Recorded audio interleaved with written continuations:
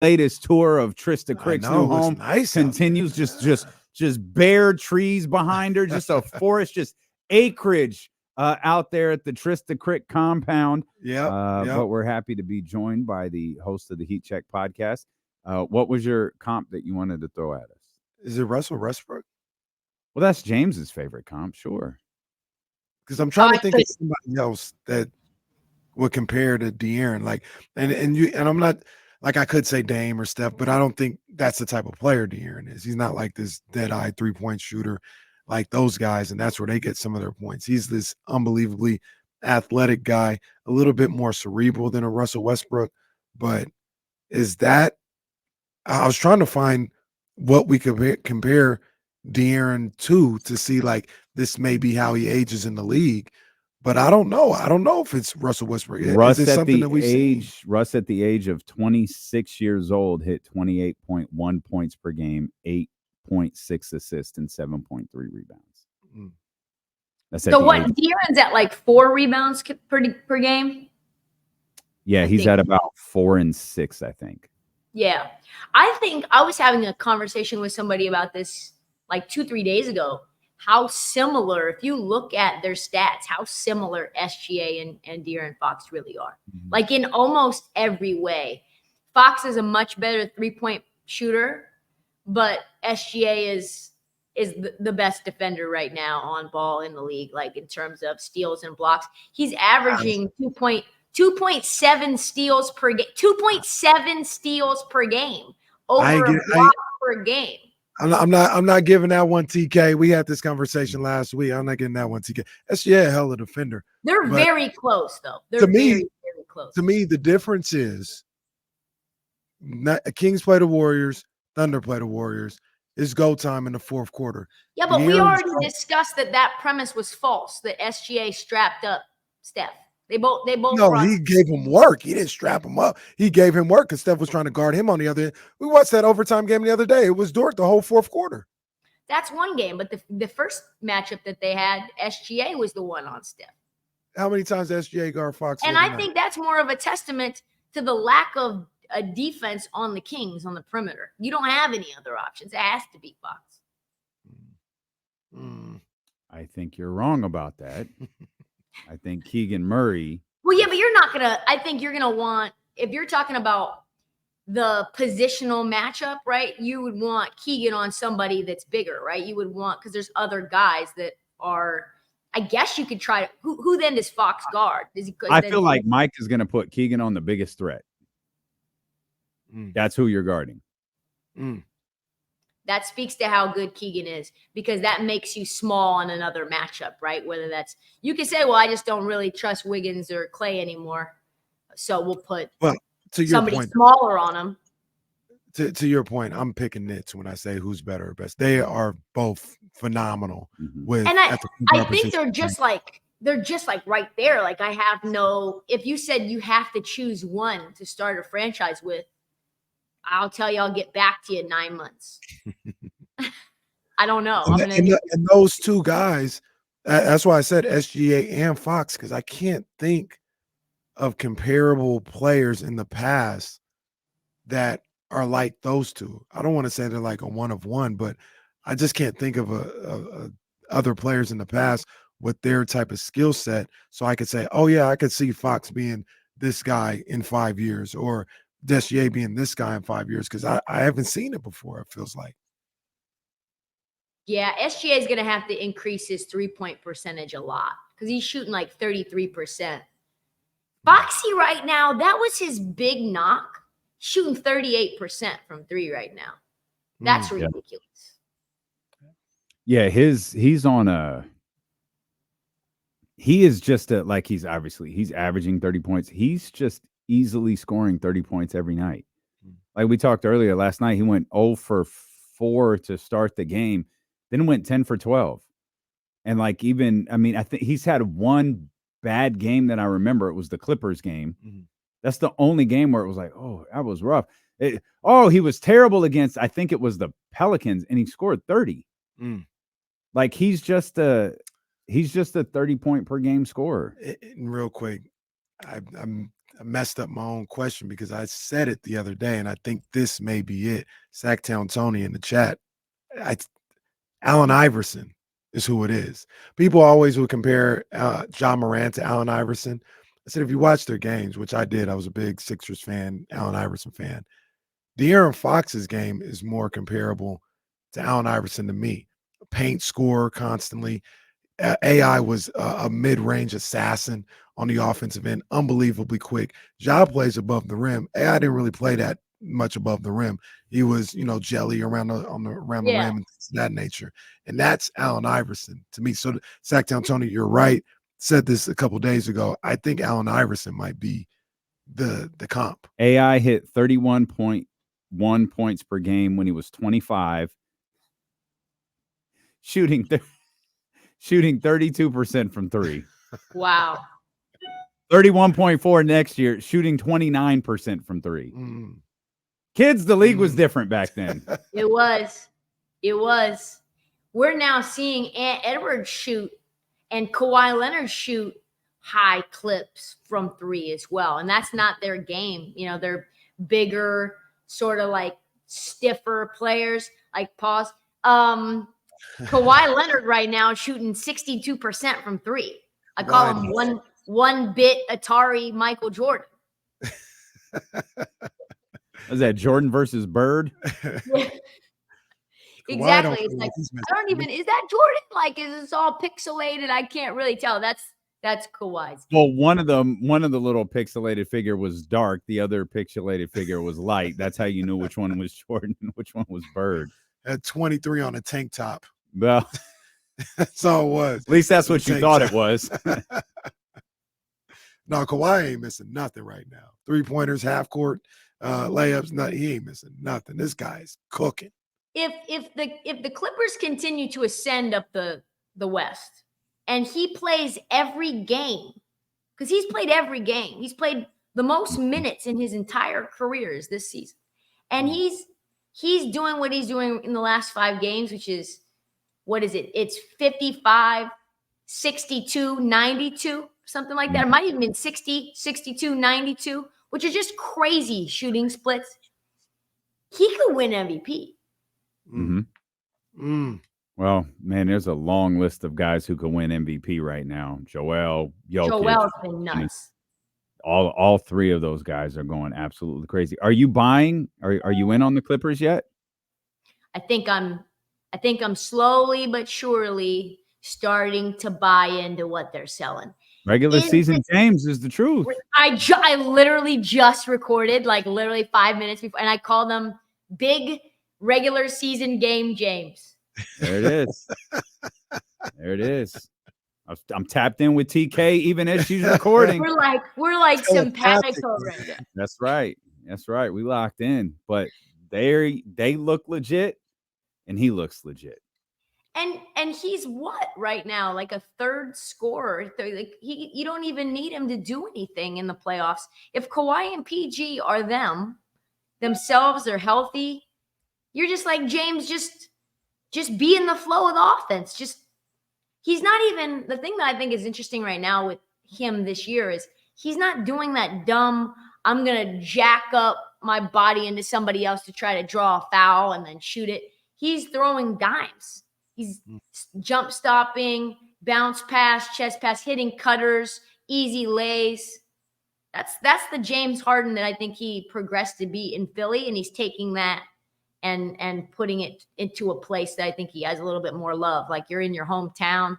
And I think that's nuts too. They're all from LA. They're just back in their stomping grounds. It's like AAU. They're all playing with each other again. Pause. I can't. Wow. And we're 8 minutes into this. I can't wait for. We have flags, by the way, that we could start throwing when you. I do have a challenge flag. If you I got to get my flag out. Too.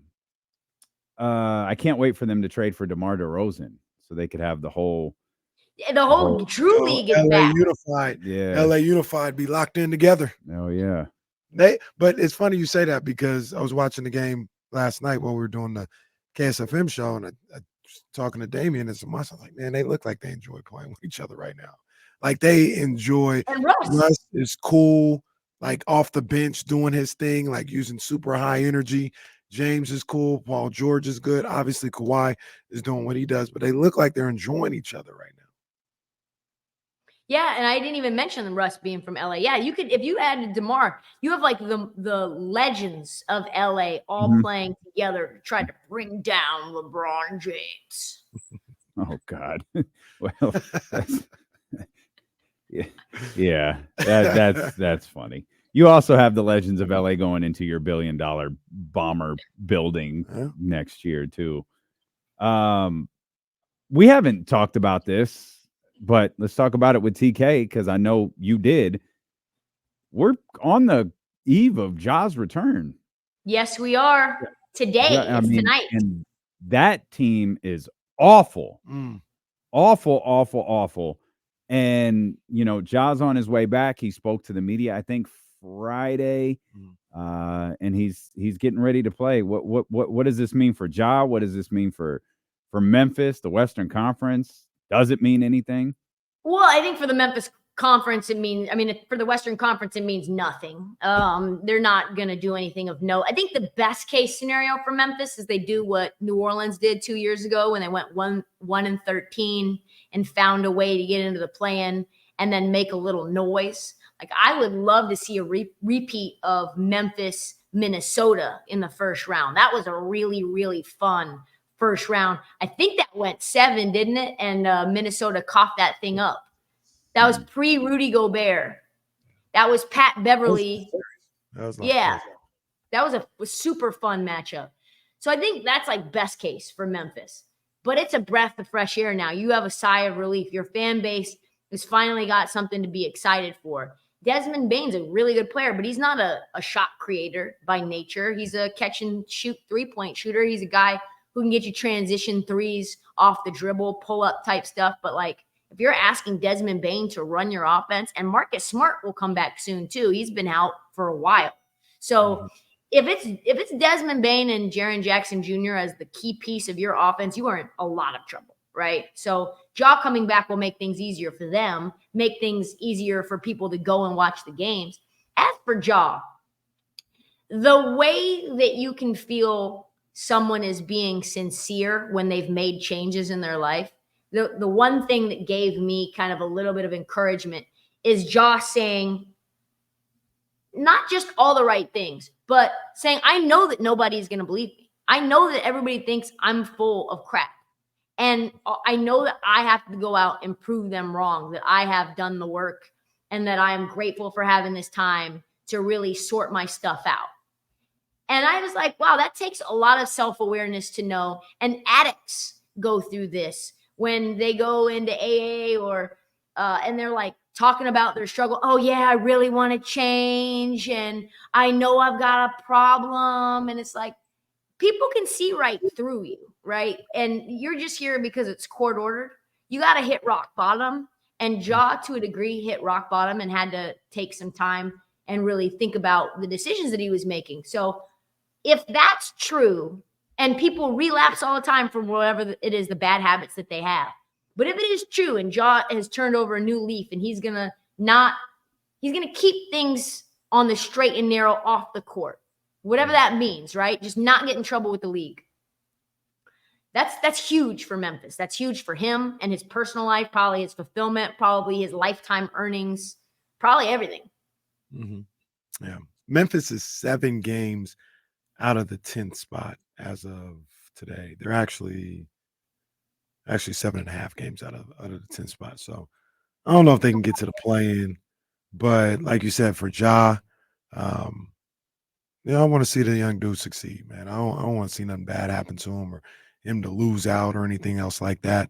I always thought before he was kind of arrogant, kind of cocky, and he can still have that type of demeanor, but have a certain level of appreciation for what he does have. So I hope everything works out good for him, man. I really do. Well, you talk about and I don't mean to say this like Ja should be grateful for the opportunity that he has at all, because I hate that crowd. But when you're a guy who really did sort of find the universe lucking into you, right? Like a scout is going to get a bag of chips at the vending machine and he discovers you, right? And now you have this incredible run in March Madness and are the number 2 overall pick. Like that is storybook stuff. You were not a 5-star. You were not preordained like LeBron James. You were not Zion. You were a kid who has rose out of nowhere. So keep that in mind, that this isn't something that as fast as it can come, it can go away. Yeah. Well, along the same lines, I don't think we've talked to you since Draymond's latest infraction. That guy. And the NBA's ruling on that infraction. Yeah, indefinite. I'm glad that it was indefinite, because what we saw with Ja the first time around, nobody took that 8-game seriously. Like, oh, Ja went to counseling for 2 weeks and like, oh yeah, you can really be reborn by going to counseling a couple hours a day for 14 days. You know, like that's just 21 days. The real change doesn't work like that. Real inner work doesn't work like that. So they said what? Draymond's going to be out at least 3 weeks, at least. I think that's what they said. That's what according Shams. to, yeah, that's what Shams said. Shams, give credit to Shams. I think it's, if you're talking about real, this man's going through things, he probably needs more than that. It's clear that there's been some sort of psychological change or some sort of life thing that's gone on. I don't want to speak for him or be an armchair psychologist, but like the dude's been reckless for 12 months now, 14 months now. Since the Jordan Poole thing, it's been outrageous. Bro hasn't been reckless for 12 years? Yeah, he's been reckless. No, but he's been reckless for 12 years, but he's been like over the line reckless, where people consistently more reckless in the last 12 like months? it's like this guy drives drunk, but he's like kind of tipsy. Now this guy is getting, white boy wasted and is getting on the freeway. Like same thing, but more extreme, more dangerous, puts himself in a much worse spot. It's a good thing. I said this maybe a couple weeks ago. It's a good thing that Steph Curry rides for Draymond Green. They are fighting for their time to consistently stay our Dubs and to keep being title contenders, which we know that they will be until they retire from this earth, right? And can't count them out, our Dubs. But if it wasn't for Steph, he'd be off this team. Yeah, no, it's facts. I agree. I think if the Warriors want to do anything, I think he probably should be off this team. But they're not going to do it. Lacob loves him. They just now paid him. So they had an opportunity to walk away from him. Clear cut. They had an opportunity to walk away. And they said, nope, let's sign up for 4 more years of this thing. So he's not going anywhere. I came to the conclusion with him when all this happened that he's either just a bad guy and that's who he is, or he's got an anger management issue. I don't know which one it is. I don't really know him to necessarily say he's a bad guy, but it's one of those two. It's not, oh, he's a protective teammate and he's the enforcer and all this other stuff. Like, nah, he's not. It's more than that. Like, it's pretty clear cut. He's either a jackass or he does need some help dealing with anger issues. So I'm going to tell a personal story. So my sister right now is dating this just like terrible guy. And my mom wants to talk to her. Sister? Older. She's 10 years older. And my sister's being shady about it. Doesn't want to talk about it. Right. And my mom's been trying to get her to talk about this guy and why they're back together. Dude's super toxic. And my sister won't do it. She's ducking her calls. So my mom pulls on her power pants and she's like, well, what if I just called the dude and asked him what his intentions are with my daughter? And I told her straight up, you can't do that. You're not supposed to do that. Yeah. That's just like, that's not okay. And so she does that to my sister, despite my good advice. And now my sister has the conversation with her because she's terrified or whatever that my mom's going to call this dude. And it works. And my mom's point now is, well, you see, I threatened her and it worked. And that is a horrible decision-making pattern. But that, I think, is what Draymond believes is working in his favor for the last 12 years too.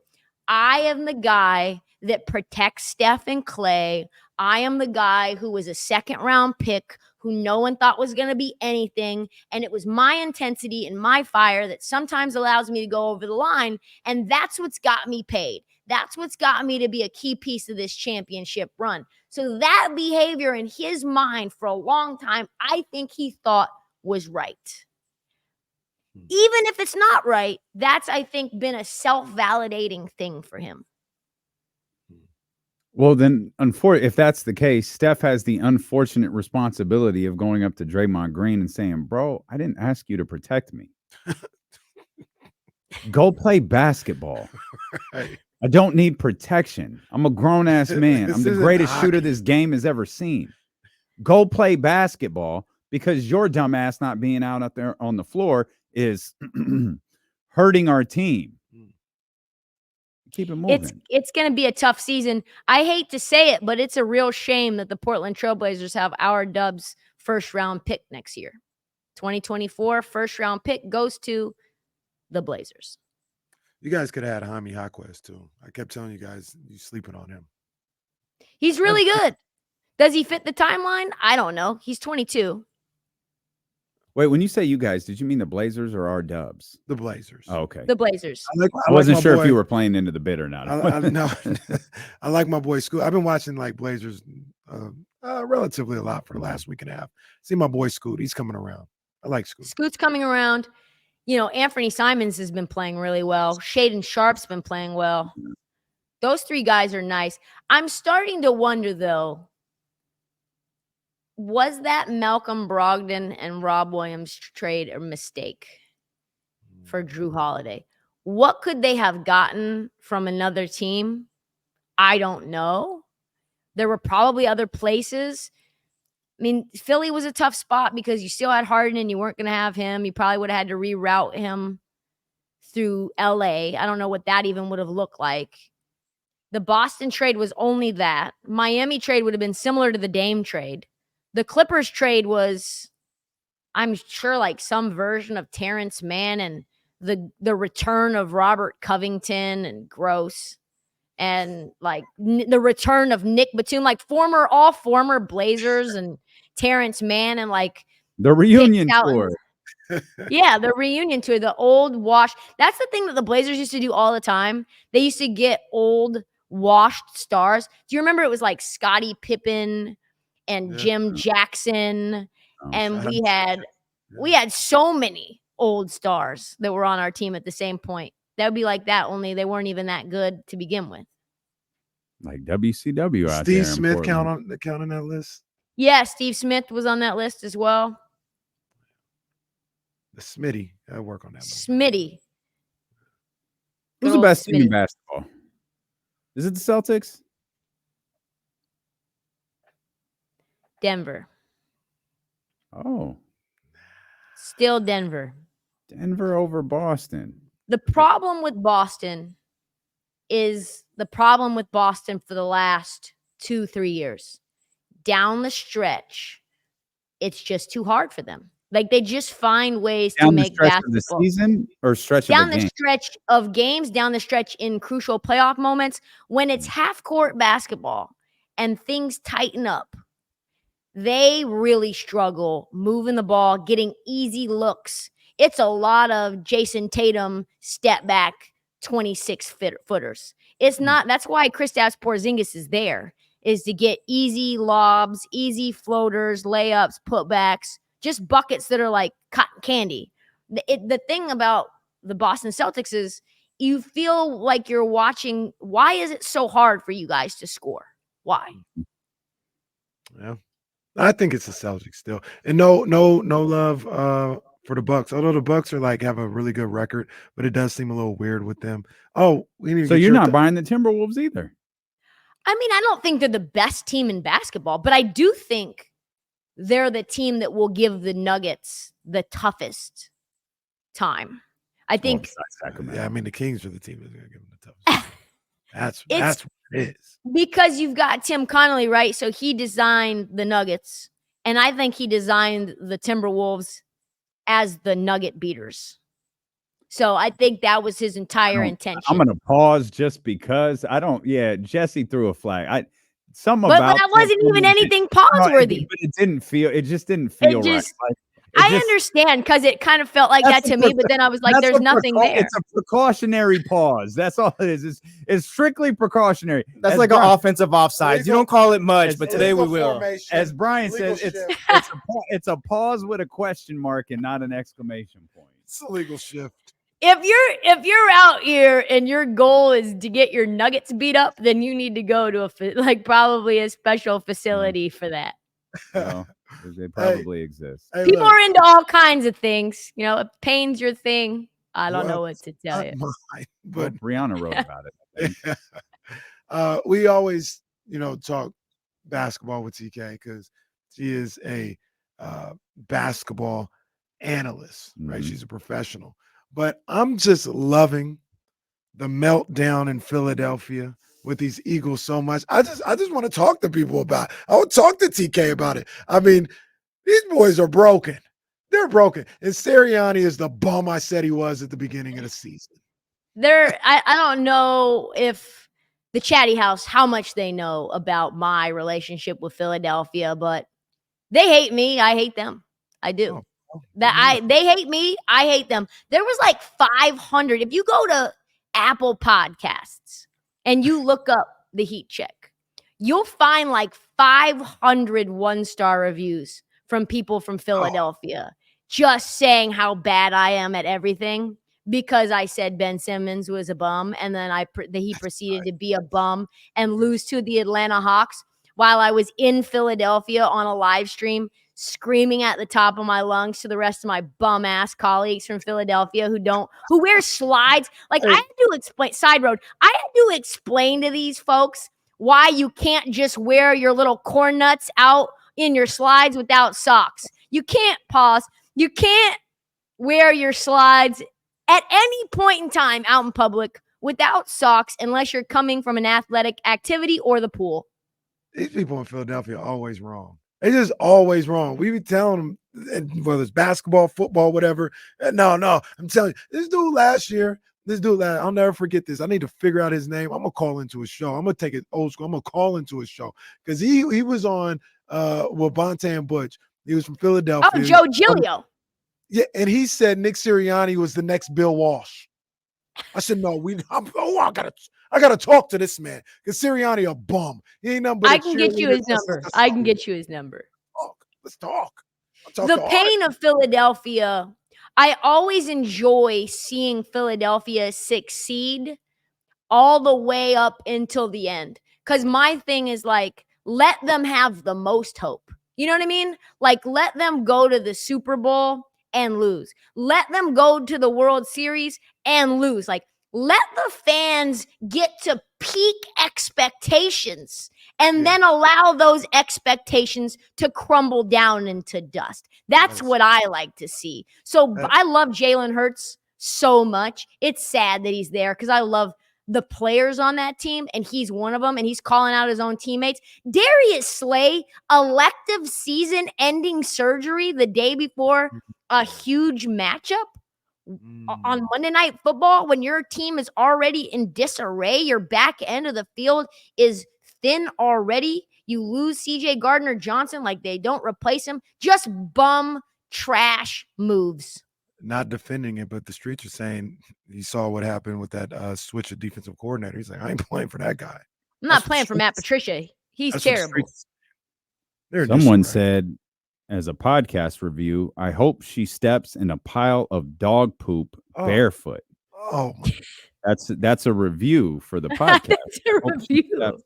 I mean the reviews on the podcast. New slant instead of just hating on Philly. Hey, spoiler alert! I haven't. I love this. I love this one. It's titled "Bad Podcast." At least this person's honest. I have not listened to an episode. This is amazing. There's 500 of them. You can go all day. And I had to tell my mom, like, Mom, this doesn't matter. Like these people, they're not real. They probably have made multiple burners and created multiple reviews because they're upset about their basketball team. Like they are not going to affect my paycheck or my employment status at all. That is accurate. And I'm listening every week. So we love you to death. Thank you to Trysta Krick. We'll come